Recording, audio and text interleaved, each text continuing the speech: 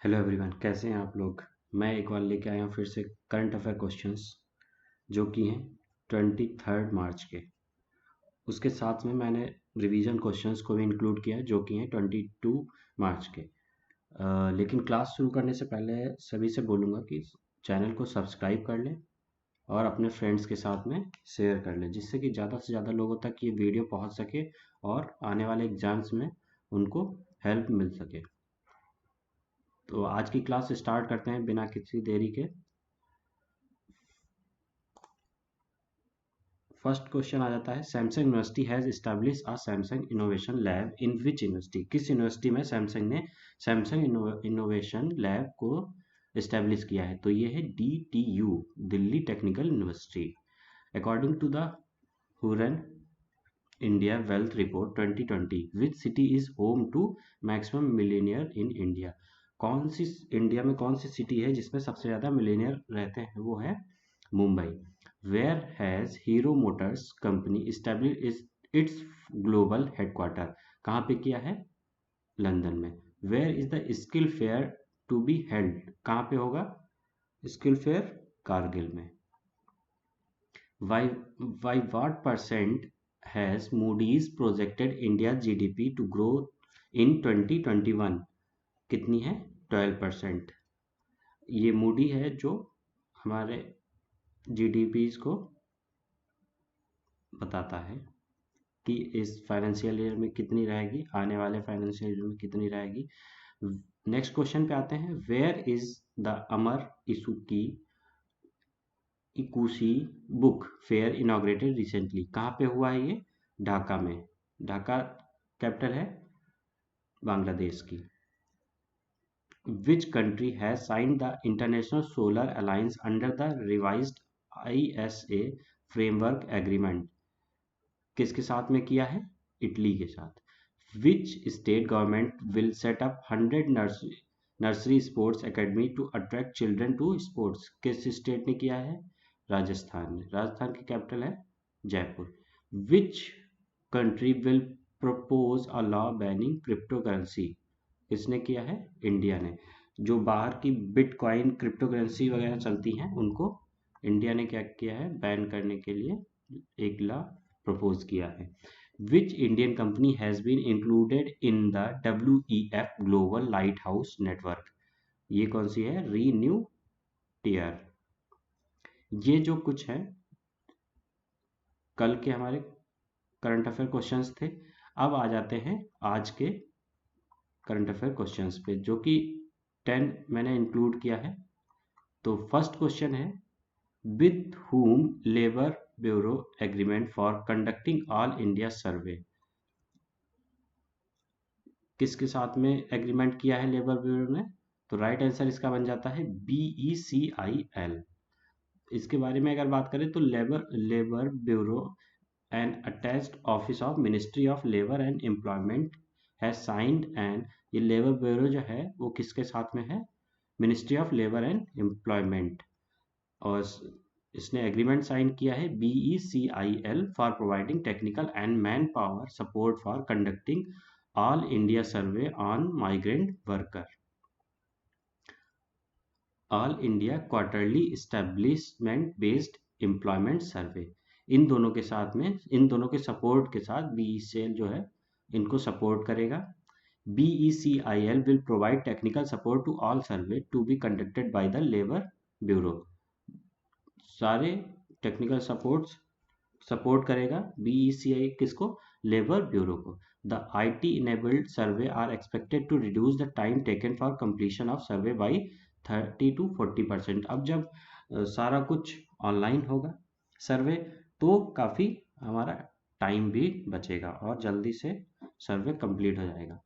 और अगर सर्वे all India सर्वे की बात करें तो the labour bureau is set to conduct 5 all India survey in 2021। 5 all India survey करेगा on migrant workers, domestic workers, AQEES, employment generated by professional and employment generated in transport sector. ये 5 sectors हैं जिनमें सर्वे किया जाएगा। अगर BECL की बात करें तो CMD जो है इसके जॉर्ज कुरुविला है और हेड ऑफिस इसका न्यू दिल्ली है। लेबर ब्यूरो की बात करें तो इसके डीजी जो है डीएसपी नेगी है और इसका हेड ऑफिस चंडीगढ़ और शिमला में। आई होप आप लोगों को समझ में आ रहा होगा। अगर ये वीडियो अच्छा लग रहा है तो इस वीडियो को लाइक करें, सब्सक्राइब करें चैनल को और इस वीडियो को अपने दोस्तों के साथ शेयर जरूर करें। नेक्स्ट क्वेश्चन पे आते हैं। नेक्स्ट क्वेश्चन है हु लॉन्चेस ग्राम उजाला इन बिहार। किसने लॉन्च किया है? अमित शाह, नरेंद्र मोदी, आर के सिंह या नन ऑफ दिस। तो राइट आंसर इसका बन जाता है आर के सिंह। इस योजना की बात करें तो यूनियन मिनिस्टर हैं R K Singh of power virtually launch the Gram Ujala programme in Arrah Bihar. Under the programme 15 million LED bulbs दिए जाएंगे जिसकी वारंटी होगी 3 years. Rural customer on submission of working condition in condensed bulb. जो बल्ब के इन रिटर्न में ये LED bulb दिए जाएंगे। The scheme was unveiled by convergence energy service limited. CESL ने इसको अनवील किया है। A wholly owned subsidiary of energy efficiency services limited. EESL का ये सब्सिडरी कंपनी है कन्वर्जेंस एनर्जी सर्विसेज लिमिटेड। और अगले पॉइंट पे आते हैं। It will have significant impact on India's climate change action energy saving of 25 million kilowatt hour year and CO2 reduction of 1.6 million ton CO2 per year. Under first phase program it will be implemented across village of 5 state. आरा में किया जाएगा, Varanasi UP, Vijayawada, Nagpur in village of western Gujarat में किया जाएगा। ESL की बात करें तो इसका फुल फॉर्म हो जाता है कन्वर्जेंस एनर्जी सर्विसेज लिमिटेड। और ये क्या है? EESL की सब्सिडरी कंपनी है और इसके CEO जो है महुआ आचार्य है। आई होप आप लोगों को समझ आया होगा। समझ आया तो वीडियो को लाइक जरूर करते रहें। नेक्स्ट क्वेश्चन पे आते हैं। Recently which edition of global Ayurveda festival 2021 address by PM Narendra Modi. कौन सा एडिशन एड्रेस किया है PM ने? तो 4th एडिशन है। अगर इस एडिशन के बारे में बात करें तो वर्चुअली एड्रेस किया था। The event being held in virtual format is organized by Center of Innovation in Science and Social Action। CISSA ने इसको ऑर्गेनाइज किया था और ये हुआ था 12 से 19 मार्च तक। The festival aim to popularise Ayurveda and traditional form of medicine. ये इसका एम यही था कि लोग ज़्यादा से ज़्यादा आयुर्वेदा की तरफ अट्रैक्ट हो। Around 25 countries participated in the event. 25 से ज़्यादा कंट्रीज जो थी इसमें इस इवेंट में पार्टिसिपेट किया था, वो भी वर्चुअली। की पॉइंट्स इसके अगर देखते हैं तो India's policy regarding Ayurveda and other Indian system of medicine is aligned with traditional medicine study 2014 to 23 of WHO. WHO has also proposed the setting of the Global Center for Traditional Medicine in India. WHO ने यह भी कहा है कि एक global centre बनाएगा traditional medicine के लिए इंडिया में। अगर CISSA की बात करें तो centre for innovation in science and social action. इसके प्रेसिडेंट जो हैं GG गंगाधरन है और लोकेशन इसकी केरला है। अब यहाँ पे केरला स्टेट आई है तो केरला के बारे में अगर जान लेते हैं तो केरला का फॉर्मेशन हुआ था 1 नवंबर 1956 में और कैपिटल इसकी है तिरुवनंतपुरम। गवर्नर है आरिफ मोहम्मद खान। चीफ मिनिस्टर यहाँ के हैं P नारायण विजयन। अगर लोकसभा सीट्स की बात करें तो 20 हैं। राज्यसभा सीट्स यहाँ पे 9 है। Chief justice of Kerala high court जो है S मनी कुमार है। और अगर केरला की एरिया वाइज बात की जाए इंडिया में तो 21st रैंक आती है और डिस्ट्रिक्ट्स यहाँ पे 14 है। रिवर्स की बात करें तो पेरियार रिवर है जो कि लॉन्गेस्ट रिवर है केरला की। कुंबिनी है, नेयार है जो कि शॉर्टेस्ट रिवर है केरला की और मीनाचिल रिवर है। नेशनल पार्क्स के बारे में बात करें तो साइलेंट वैली नेशनल पार्क और इराविकुलम नेशनल पार्क यहाँ पे 2 मोस्ट इम्पॉर्टेंट नेशनल पार्क है। और वाइल्ड लाइफ सेंचुरी की बात करें तो यहाँ पे आरालम वाइल्ड लाइफ सेंचुरी है, चिममिनी वाइल्ड लाइफ सेंचुरी है, इदुक्की लाइव, पेरियार, चिनार, ये most important 5 wild life sanctuaries हैं, काफ़ी एग्जाम्स में पूछी भी जाती हैं। और Kundan coulomb nuclear power plant जो कि इंडिया का सबसे बड़ा है, वो भी कहाँ है, केरला में आता है। आई होप आप लोगों को समझ आया होगा। मैं हर वीडियो में ऐसे स्टेट्स, जो भी स्टेट्स आते हैं उसमें से एक स्टेट जरूर इंक्लूड करता हूँ, उसमें आपको फुल कवर हो जाता है। अगर आपको और भी कुछ स्टेट के बारे में कोई पॉइंट्स इंक्लूड करवाना है तो आप मुझे कमेंट में नीचे बताइए कि और क्या क्या चीज़ें इंक्लूड की जाए, जिससे कि मुझे पता चले। नेक्स्ट क्वेश्चन पे आते हैं। Where is ISRO is going to set up space incubation centre, कहाँ पे करेगा, NIT Jaipur, NIT Rourkela, NIT Calicut या नन ऑफ दीज। तो राइट आंसर इसका बन जाता है एनआईटी राउरकेला। अगर इसके बारे में बात करें तो इसरो है साइन एमओयू किसके साथ में किया है, एनआईटी राउरकेला के साथ में किया है, जो कि स्पेस टेक्नोलॉजी इनकम्बेशन सेंटर कहाँ पे सेटअप करेगा, उसी उसके कैंपस में। This will be the 4th S tick of 6 targeted by ISRO. 6 उसने टारगेट किए हैं इसरो ने, जिसमें से ये वाला 4th है। Under this MoU 2 crore will be provided by ISRO to the NIT of infrastructure development of एसटिक to carry out ISRO project and prototypes. इसमें क्या है, इस एमओयू में 2 करोड़ रुपए इसरो देगा एनआईटी को इंफ्रास्ट्रक्चर डेवलपमेंट के लिए, और जिससे कि वो इसरो के प्रोजेक्ट और प्रोटोटाइप्स को क्या कर सके, कैरी कर सके, उसको संभाल सके। इसरो के बारे में बात करें तो इसको फाउंडर जो है विक्रम साराभाई हैं, और इनको विक्रम साराभाई को इंडियन स्पेस प्रोग्राम भी कहते हैं, father of Indian space programme भी कहते हैं। इस्टेब्लिशमेंट हुआ था इसरो के 1969 में, और इस टाइम पे चेयरमैन जो है वो है के सिवान। नेक्स्ट क्वेश्चन पे आते हैं।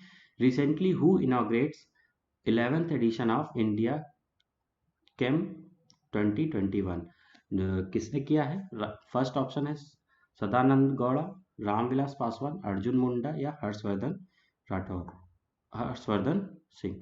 तो राइट आंसर इसका बन जाता है a option, that is Sadananda Gowda. अगर इसके बारे में बात करें तो यूनियन मिनिस्टर हैं ये Sadananda Gowda ji, chemical and fertiliser के यूनियन मिनिस्टर है। इन्होंने इनाग्रेट किया है India Chem 2021 the 11th biennial international exhibition and conference at New Delhi. New Delhi में इसको इनाग्रेट किया है। It is organised by the department of chemical and petrochemicals, government of India and FICCI, federation of Indian chamber of commerce and industry, and will be help from sorry यहाँ पे mistake हो गया थोड़ा सा, ये यहाँ पे क्या हो जाएगा, हेल्ड फ्रॉम मार्च 17 to 19, जो कि हो चुका है। और इसकी थीम रही थी India global manufacturing hub for chemical and petrochemicals. इसका ऑब्जेक्टिव रहा है to highlight the investment potential in India chemical and petrochemical industry. अगर minister of chemical and fertiliser की बात करें तो ये है DV सदानंद गौड़ा, और ये जो है लोकसभा MP है कहाँ से, कर्नाटका से। मिनिस्टर ऑफ स्टेट की बात करें तो मनसुख मांडविया है, जो कि राज्यसभा MP है कहाँ से, गुजरात से। आई होप आप लोगों को समझ में आ रहा होगा। अगर समझ में आ रहा है तो जल्दी से वीडियो को लाइक जरूर करें। Who submitted the first list of about 12 PSUs for privatisation, किसने किया है, फाइनेंस कमीशन ने, नीति आयोग ने, होम मिनिस्ट्री ने, या नन ऑफ दीज। तो राइट आंसर इसका बन जाता है NITI Aayog. PM Modi headed think tank NITI Aayog has submitted the first list of 12 public sector undertakings for privatization। अभी काफी चल ही रहा है कि कंपनीज को प्राइवेट कर रहे हैं, और जिसमें से बैंक और इंश्योरेंस कंपनी को अभी इंक्लूड किया है फर्स्ट लिस्ट में, जिसमें से department of investment and public asset management है, and the core group of secretaries on divestment CGD headed by cabinet secretary Rajiv Gauba, इसको सौंपा गया है। और it was plan to privatized 2 public sector banks and 1 general insurance company in the year 2021 to 2022. Next question पे आते हैं. What is the rank of India out of 149 in UN World Happiness Report 2021? तो India की क्या rank रही है? Right answer इसका बन जाता है 139 आउट ऑफ 149. अगर टॉप की बात करें तो फिनलैंड ने टॉप किया है, सेकंड रैंक आई है डेनमार्क की और थर्ड रैंक आई है स्विट्जरलैंड. अगर फिनलैंड की बात करें तो कैपिटल इसकी हेलसिंकी है और करेंसी यहाँ पे यूरो चलती है. डेनमार्क है कोपेनगन और डेनिस क्रोन यहाँ पे करेंसी चलती है. स्विट्जरलैंड बर्न है और स्विस फ्रैंक यहाँ पे करेंसी चलती है. नेक्स्ट क्वेश्चन पे आते हैं. Recently who is honoured with the FIAF award 2021? तो राइट आंसर इसका बन जाता है Amitabh Bachchan. Recently who is honoured with the, तो the award was bestowed upon him by former FIAF award recipient and filmmaker Martin Scorsese. इन्होंने किसको दिया है? अमिताभ बच्चन जी को दिया है. Christopher Nolan. इन दोनों लोगों को पहले मिला हुआ है जिन्होंने अब अमिताभ बच्चन जी को दिया है. The FIAF award was introduced in 2021 and the inaugural award was presented to American Martin Scorsese.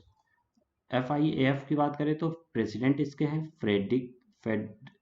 Frederick Marie and secretary general इसके हैं माइकल लियोबेनस्टीन और हेडक्वार्टर इसका ब्रुसेल्स बेल्जियम है. नेक्स्ट क्वेश्चन पे आते हैं. Who is the first serving MP to be appointed captain in terrestrial army? किसको बनाया गया है जो कि सर्विंग MP है, मतलब कि मेंबर ऑफ पार्लियामेंट हैं इस टाइम पे, तो वो है Anurag Thakur. Minister of state of finance and corporate है जो Anurag Thakur. The 4th time BJP MP from Himachal Pradesh Hamirpur, जो कि MP है कहाँ से? हिमाचल प्रदेश के हमीरपुर से. was commissioned into the terrestrial army as a lieutenant in July 2016.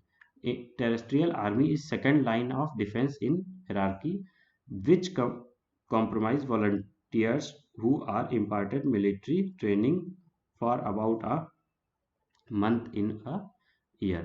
Next question पे आते हैं. On which day World Forest Day is celebrated? तो वर्ल्ड फॉरेस्ट डे कब मनाया जाता है? राइट आंसर इसका बन जाता है 21 मार्च. और इसकी थीम जो है वो forest restoration a path to recovery and wellbeing इसकी 2021 की थीम रही है वर्ल्ड फॉरेस्ट डे की.